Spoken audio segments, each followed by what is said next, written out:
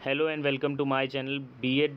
आज हम डिस्कस करेंगे बीएड का एक सूक्ष्म शिक्षण पाठ योजना यानी कि माइक्रो टीचिंग प्लान, और जो कि पुनर्वलन कौशल पर है बेस्ड। विषय हमारा है हिंदी व्याकरण और प्रकरण है विशेषण। हमारे चैनल पे आपको बीएड के जितने भी माइक्रो टीचिंग प्लान्स, जो सारी स्किल्स जो भी होती हैं, वो सब सारी स्किल्स के माइक्रो प्लान्स आपको इस चैनल पे अवेलेबल हैं। और सारे ही सब्जेक्ट के लेसन प्लान्स भी अवेलेबल हैं, जो पाठ योजनाएं हैं वो भी उपलब्ध हैं। तो चैनल को प्लीज़ लाइक, शेयर और सब्सक्राइब ज़रूर करिएगा, और वीडियोस को ब्राउज़ करिए। आपको जो भी जिस भी सब्जेक्ट का लेसन प्लान या माइक्रो टीचिंग प्लान जिस भी स्किल का चाहिए वो आपको यहाँ पे मिल जाएगा। सबसे पहले जिस भी कौशल का हम जो सूक्ष्म शिक्षण पाठ योजना है, जिस भी कौशल पे हम बनाने जा रहे होते हैं, सबसे पहले हम उस कौशल के घटक लिखते हैं। तो यहाँ पर जैसे कि हमारा जो अभ्यासित कौशल है वो है पुनर्वलन कौशल, तो उसके घटक लिखे गए हैं। तो देख लेते हैं एक एक करके कि क्या घटक हैं, क्या components of the skill, English में इसे कहा जाता है components of the skill. So first one है स्वीकारात्मक कथनों का प्रयोग। दूसरा है छात्रों के सुझावों का समर्थन। तो छात्रों की तरफ से जो भी सुझाव आएँ उनको हम, जो भी सजेशंस दिए जाएं उनको हम जो है अप्रिशिएट करें। ठीक है, छात्रों को उत्साहवर्धन करना, ये तो सिंपल सी बात है। उचित भाव भंगिमा का प्रयोग। तो जो टीचर है क्लास में जब वो पढ़ा रहा है तो उसकी भाव भंगिमा उचित होनी चाहिए। छात्रों के अच्छे उत्तरों को श्यामपट्ट पर लिखना। Right the good answers on the black board, है ना। सो जो भी अच्छे आंसर्स आते हैं आप उनको ब्लैक बोर्ड पर लिखिए। नकारात्मक शाब्दिक पुनर्वलन का प्रयोग करना। क्लास में जब हम पढ़ा रहे हैं तो जैसे हम नॉर्मली बोलते हैं कि नो, नेवर, नो, नॉट, तो ये जो नकारात्मक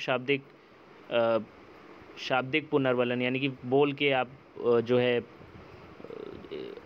पुनर्वलन दें, रीइंफोर्समेंट दें, उसको हम कहेंगे नकारात्मक शाब्दिक पुनर्वलन। फिर नकारात्मक अशाब्दिक यानी कि जैसे एक्सप्रेशन से कोई आंसर, मतलब बच्चे ने आंसर किया और वो रॉन्ग आंसर है, तो उसको हम बोल के नहीं, अपने फेस के एक्सप्रेशन से ही उसको ऐसे जाहिर करें कि उसका आंसर सही नहीं है।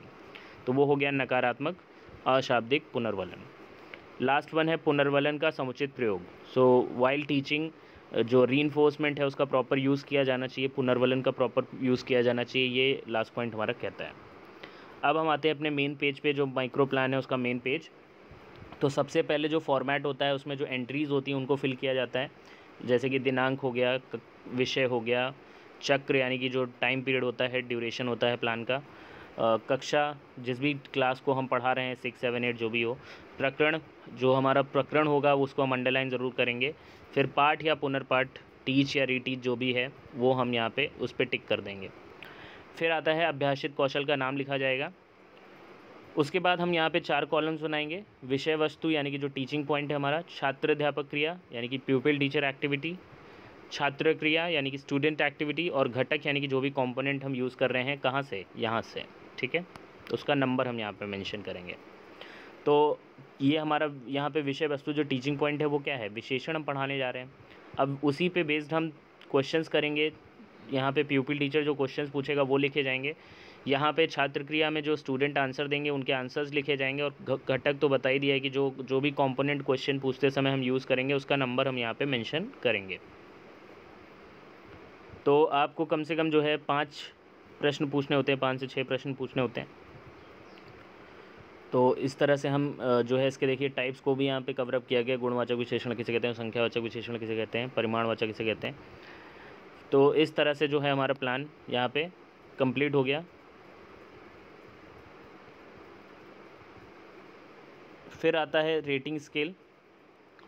सो रेटिंग स्केल में फिर से आप यहाँ पे एंट्रीज़ फिल करेंगे और अभ्यासित कौशल का नाम लिखेंगे, और फिर आप यहाँ पे रेटिंग स्केल इस तरह से बनाएंगे, घटक लिखेंगे, और यहाँ पे मिनिमम जो स्कोर होता है नगण्य यानी कि जो नेग्लिजिबल कह लो 0 होता है, न्यूनतम मिनिमम जो स्कोर होता है, या अधिकतम मैक्सिमम जो स्कोर होता है।